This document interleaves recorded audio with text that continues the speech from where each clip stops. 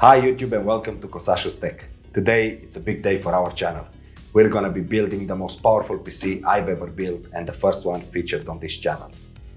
We've got some of the most powerful parts on the market featuring an RTX 3090, a Ryzen 9 5950X, 64GB of DDR4, 16TB of bulk storage, 6TB of SSDs and so on.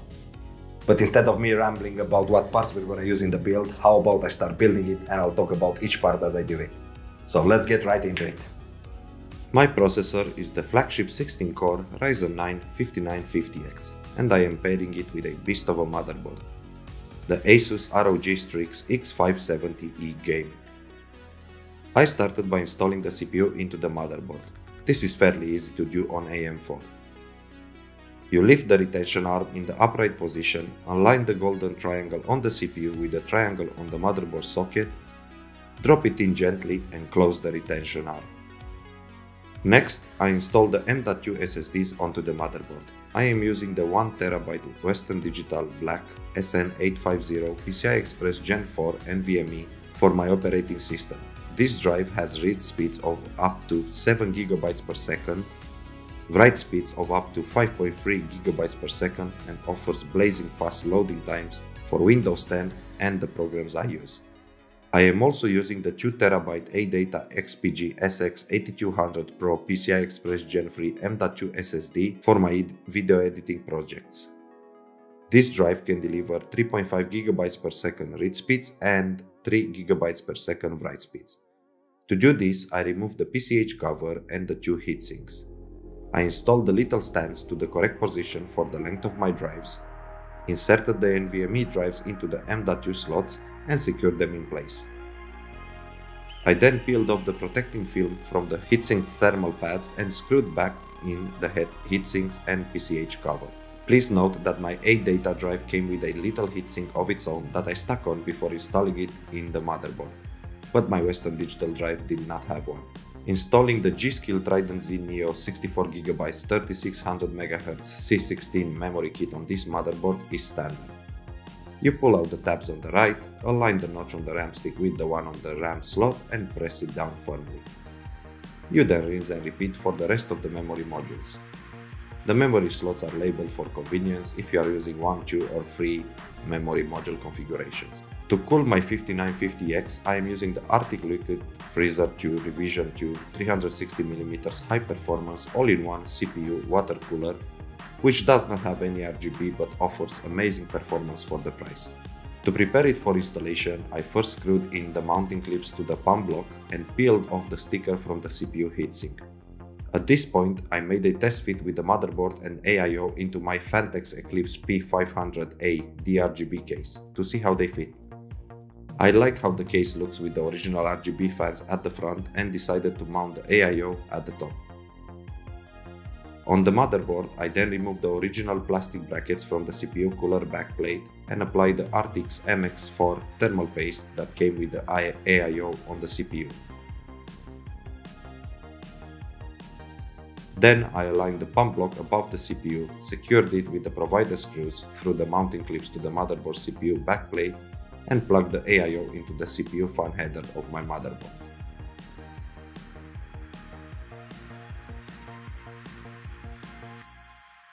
Now it was time to install the motherboard and AIO in the case. The motherboard part was pretty painless, as the case came with all 9 stands in the correct position, but one of the screws is located under the top M.2 heatsink.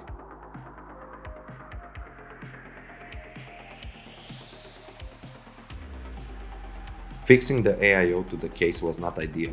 For some reason, the holes at the top of the case do not align with the screw holes on the radiator, and this forced me to use only 4 screws. The radiator is well secured, but I would have been much happier if all screws went in. This is how it looks with the motherboard and AIO installed inside the case.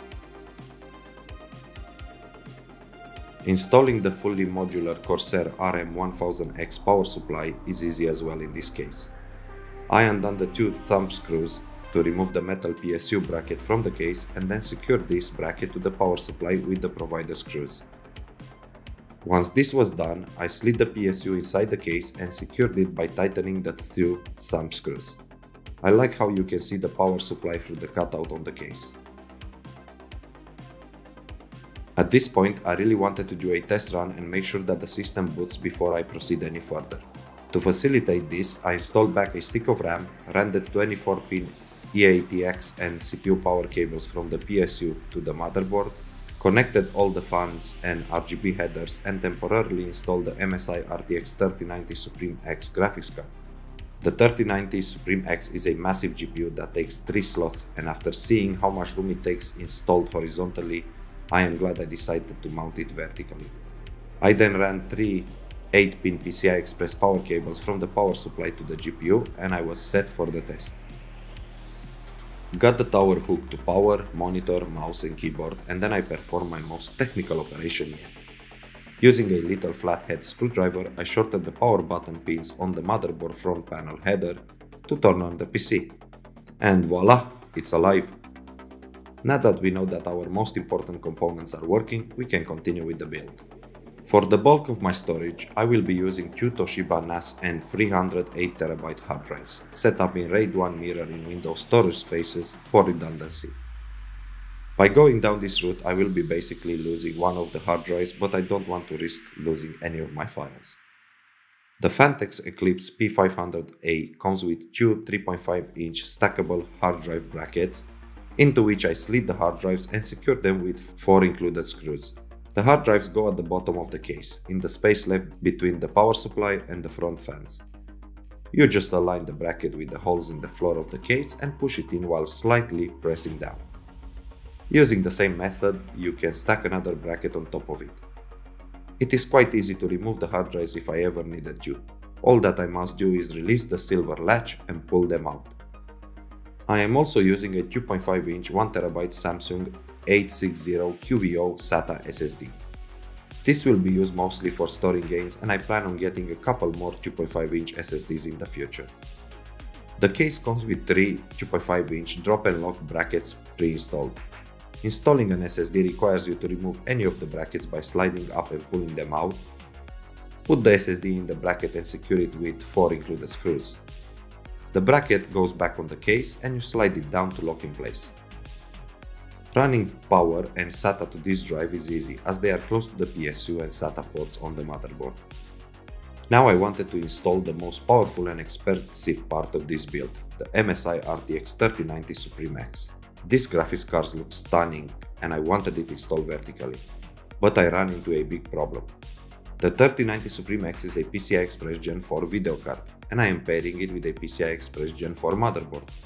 The problem was that Phanteks only have a PCI Express Gen 3 riser cable available for this case, and I did not want to risk using it with my GPU, as the internet and YouTube are full of stories with issues when this is done. Instead, I purchased a LinkUp Ultra PCI Express Gen 4 25cm right angle riser cable, but it did not fit in the supplied vertical GPU mount. At this point, I had to do a bit of jerry-rigging. I fixed the riser cable to the bottom of the vertical GPU mount and then placed the mount flipped upside down in its intended location, where it is prevented from moving by 2 screws that I pre-installed earlier. The riser cable is connected to the first PCI Express slot, and then the graphics card is seated vertically where it is secured with the 3 included thumb screws to the case. More jerry-rigging was performed for aesthetics on the plastic bracket that masks the power cables for the GPU, where I cut a hole at the back of it to run power cables from the PSU. This way, the GPU power cables are almost completely out of view. After another quick boot test, where I checked if all the drives are being detected and CPU thermals, I went ahead and updated the BIOS to the latest version. After the BIOS update, I enabled the DOCP profile to have the RAM memory running at the intended 3600 MHz, and then installed the 64-bit of Windows 10 Professional and all the required drivers. An extensive series of stability and thermal tests followed. While the whole system proved stable, I noticed that the backplate on the 3090 Supreme X became very hot under load, and that I had negative air pressure inside the case due to having 3 intake fans and 4 exhausts. Although not shown here on video, I ended up converting the rear 140mm Phanteks SK140 black DRGB fan that I purchased separately to intake, which now gives me positive air pressure inside the case and blows air in the vicinity of the GPU backplate. This resulted in a 6 degrees Celsius reduction in GPU temperature while under stress loads. I was now happy with the system and proceeded to do a bit of cable management. Yes, I know, I could have put a bit more effort into it, but the cables are not visible anyway and I do not want them too tightly stuck or cable tied to each other so that I can easily access them and reroute as necessary in case drives, fans or another component fails. The cable management process is made much easier with the Velcro straps that come pre-installed on the case. The metal panel went back in next, which is secured with thumb screws. I then enjoyed peeling the big protective films from the tempered glass panel, which is hinged and secured by magnets. This turned out to be, in my humble opinion, a clean, good-looking PC. It looks especially good in low light, when the addressable RGB on the fans, RAM, case and GPU really stand out and they create beautiful reflections inside the case.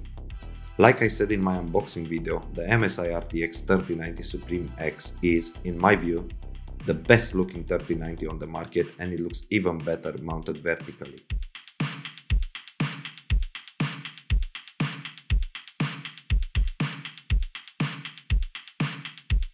While working on the computer, I could feel how it was getting heavier with every component I installed, and now that all of them were in, I was curious to see how much it weighs.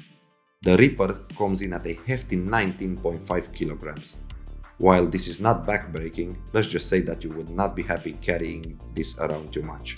Time to see how much performance we can get these days from hardware that costs over £5,000.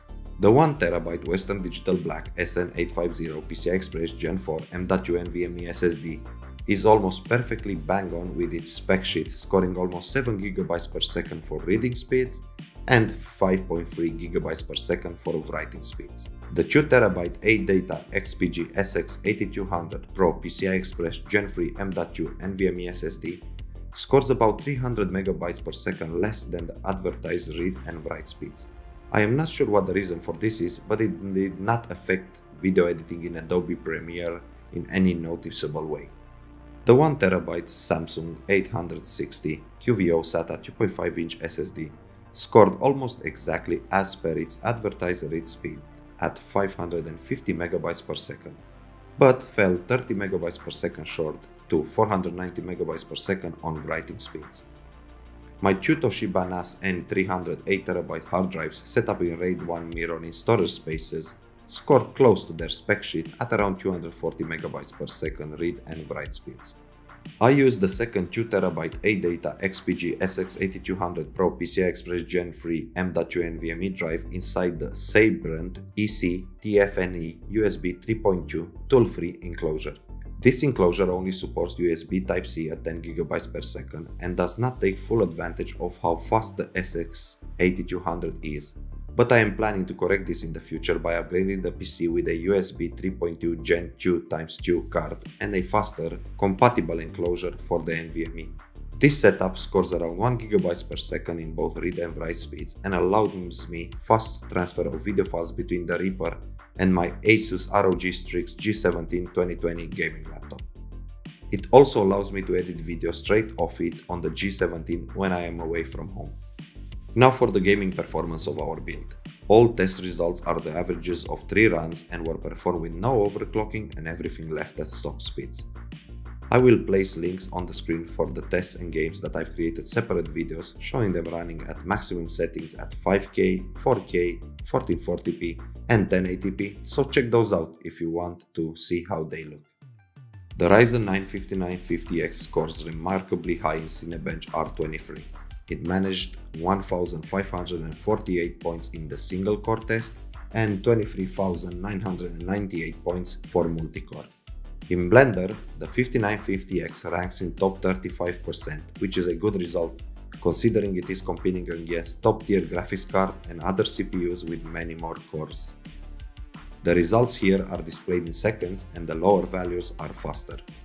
The 3090 Supreme X using CUDA ranks in top 6% in Blender and the render times for all scenarios are as expected much faster than the 5950X. Using optics pushes the Reaper in top 1%. The RT cores help tremendously here, reducing the render times to less than half of the CUDA based runs. In 7-zip, the 5950X does well again, with 132,531 millions of instructions per second for compression and 196,828 MIPS for decompression. The Reaper ranks in top 3% in 3DMark's TimeSpy Extreme benchmark with a total score of 10,285, a graphics score of 10,589 and CPU score of 8,846. The trend continues in PCMAR 10, where the PC scores in top 1% with 8,039 points. It scored 8,960 for Essentials, which includes app startup, video conferencing and web browsing. 10,968 points for Productivity, which includes spreadsheet and writing performance, and 14,347 for Digital Content Creation, which includes photo editing, rendering and video editing. For those interested in virtual reality, note that the Reaper scored in top 1% in VRMark Orange Room test with 15,502 points and 338 average frames per second, and in top 2% in the more demanding VRMark Blue Room test with 6,341 points and 138 average frames per second. For gaming, the 1080p tests are aimed at those who want to get very high frames per second and should allow for CPU scaling to be easily noticeable, while the 1440p and 4K tests aim for high graphical quality while maintaining a decent frame rate, in most cases over 60 frames per second. Now it's time to answer one of the most asked questions in gaming today. But can it run Cyberpunk? The short answer is yes, it can. You will get an average of 105 frames per second at 1080p on the medium settings preset. At 1440p, using the highest ray tracing ultra preset and DLSS set to quality, it delivers 72 frames per second on average. At 4K, the settings must be dropped significantly to the high preset with only ray traced reflections enabled and DLSS set to quality to maintain decent FPS, and we get 54 average frames per second. This is the reason why I am still using my 27-inch IPS 1440p 144Hz Asus ROG Swift PG279Q. 4K and above resolutions are so demanding that no hardware on the market can deliver high enough frames per second when you want to max out all or most of the graphical settings and ray tracing across most modern AAA titles. I am aware that you can ramp up DLSS, but in my view, anything below quality is too much compromise and does not look good enough. 1440p is still the sweet spot in my opinion at the beginning of 2021, as it delivers good graphical quality while maintaining high enough frames per second. In Red Dead Redemption 2, this PC delivers 134 average frames per second at 1080p on the balanced preset. On the Favor quality preset at 1440p, it gets 114 average frames per second and 76 average frames per second at 4K on the same Favor quality preset. Shadow of the Tomb Raider is a title that runs very well on this build. At 1080p on the medium preset, I got 209 average frames per second. At 1440p, with all the settings maxed out with ray tracing set to ultra and SMAA 4X anti-aliasing, it delivers 82 average FPS. The PC handles 4K in this title very well, with all settings maxed out, with ray tracing set to ultra and DLSS set to on, it manages 81 average FPS. Forza Horizon 4 performs similarly, delivering 245 average frames per second at 1080p on custom medium settings. The game ran smoothly at 1440p with all settings maxed out, delivering 157 average FPS. At 4K, again, with all settings maxed out, I got 102 average FPS during my testing. If you are an esports gamer, you would not be disappointed with the performance of this build. In Counter-Strike Global Offensive, with all the settings maxed out, we got 663 average FPS at 1080p, 554 average FPS at 1440p, and 339 average FPS at 4K. I mined over the last 2 weeks when I wasn't using the PC, and I had anywhere from 4.8 pounds to just over 11 pounds daily profitability. It's made me about 120 pounds as of the 10th of February 2021. Let's discuss temperatures and power draw. No overclocking was applied and everything was left as stock besides the RAM, which had to be set to 3600 MHz via its DOCP profile. The CPU AIO and all case fans are set to 50% up to 70 degrees and then ramp up to 100% at 80 degrees Celsius linked to the CPU temperature. The PC lives on the bottom right shelf of my desk, which is about 1 meter away from me, and I am happy having it set up like this, as the noise is quite low and I do not have fans ramping up and down with every slight load change. The ambient temperature in this room is always between 23 and 26 degrees Celsius, and the power draw was measured at the wall using a watt meter. At complete idle, the Reaper consumes 175 watts of electricity and the temperatures are around 40 degrees Celsius on both the CPU and GPU. This could be reduced by further 30 watts by turning off all the RGB. In normal desktop usage with a Word document open and a 4K YouTube video playing in the background, the power usage goes up to 210 watts and the temperature of the CPU is between 40 and 50 degrees Celsius. The RTX 3090 still has all the fans off as the temperature is below 50 degrees Celsius still. While mining on NiceHash with the GPU only, with the GPU fan set to 80%, the tower draws 575 watts from the wall, and the GPU temperature ranges from 60 to 70 degrees Celsius, depending on the coin mined. While under complete stress test in AIDA64 and while gaming, the power usage increases to a whopping 750 watts. With its fan set to auto, the GPU climbs as high as 77 degrees Celsius, and the CPU as high as just below 70 degrees Celsius. For all these tests, I had my mouse, keyboard, headphones, microphone and Sabrent USB SSD enclosure connected to the PC. Overall, the temperatures and noise levels are low enough to keep me happy. One thing that I don't like is that I have the CPU AIO water cooling pipes running just above the graphics card, and that probably transfers some heat to the liquid flowing in them. But they are not touching the GPU or causing any issues, and we'll look at a better way to route them in the future when I have more time. And there we have it. This is the most powerful computer I've ever built, and it runs like a charm. I've named it the Reaper. The Reaper because it needs to read through all my gaming sessions at the highest graphical settings possible, while giving me the highest FPS possible, and also allow me to edit and render my videos as efficiently as possible. Some of you might wonder, why haven't I gone with a flashier case, an RGB AIO, a custom water loop, or at least some RGB cable mods? This is because this PC is just a shovel, an awfully expensive shovel, but still, it's just a tool. This tool needs to make my gaming sessions as enjoyable as possible, while allowing me to edit and render my videos as fast as possible. I will not be taking selfies with this computer every day, and while it is good looking, in a week or two I'll forget all about its looks and I'll be focusing only on the way it runs and its performance. Some of you might say that I've gone overboard with the 5950X and the 3090, while I could have gotten much better value out of the 5900X and the 3080. I disagree. The higher end parts will make everything slightly faster, and that will save me time. And time is the only thing that I cannot get more of.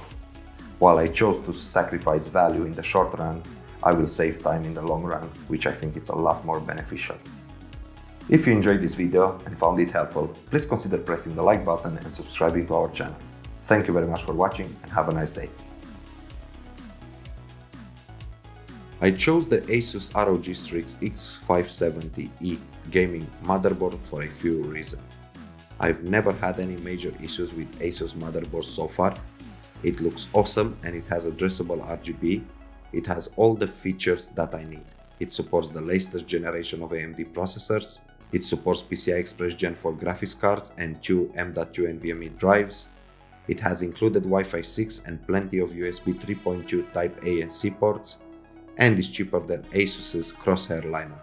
Inside the box you get the motherboard, the Wi-Fi aerial, a few SATA data cables and a couple of RGB and addressable RGB extensions.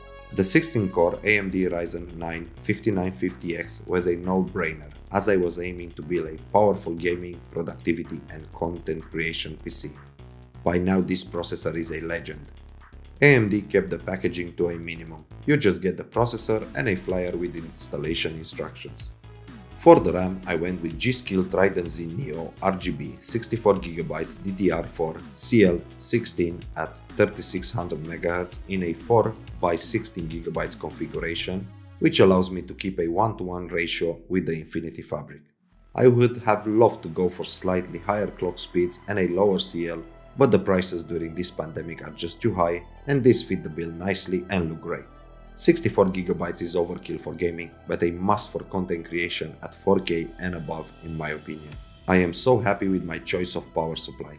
I went with the fully modular 80+ gold rated Corsair RM1000X at 1000 watts.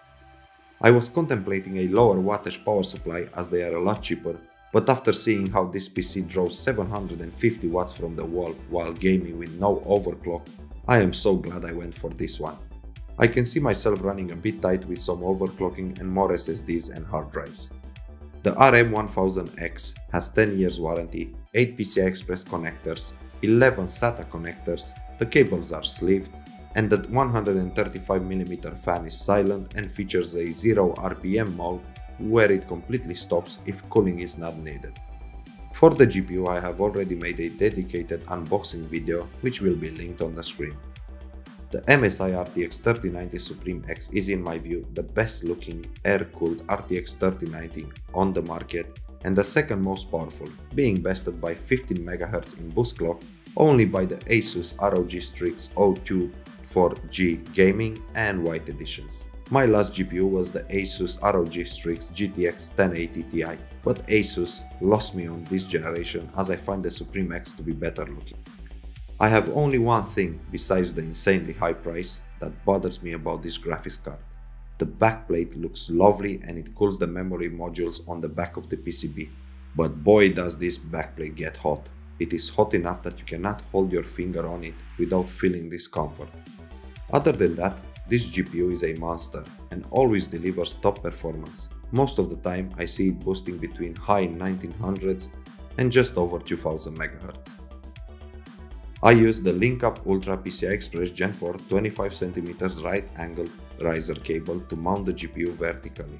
After all the horror stories I saw online with using subpar riser cables with PCI Express Gen 4 graphics card, I bit the bullet and paid £73 for this one. It caused no issues whatsoever and no performance drops that I could detect. It even managed 26.26 GB per second in 3D Mark's PCI Express feature test, which was 0.6 GB per second higher than LinkUp Technologies found in their own testing on YouTube. The only issue that I had was that it did not fit in the vertical GPU mount provided by Fantex with the case, but I managed to work around it as explained previously.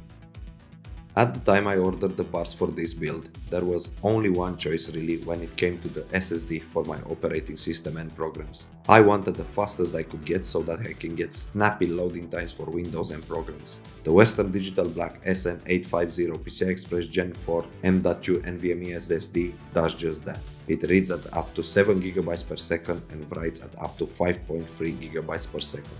It's fast, really fast. For my editing NVMe SSD, I went with the ADATA XPG SX8200 Pro. This one is only PCI Express Gen 3 and the read speeds is up to 3.5 GB per second, while the write speed is up to 3 GB per second, but it is much faster than the load it gets when editing 4K and above videos, and it is cheaper at a higher capacity. Because I also edit videos while away from home and have the need to move large games between multiple computers, I purchased a second ADATA XPG SX8200 Pro M.2 NVMe SSD, which I installed in the USB 3.2 Type-C Sabrent EC TFNE tool-free enclosure. This works well, but I did run into some issues where it would randomly disconnect and reconnect immediately when connected to my Asus ROG G17 2020 edition laptop.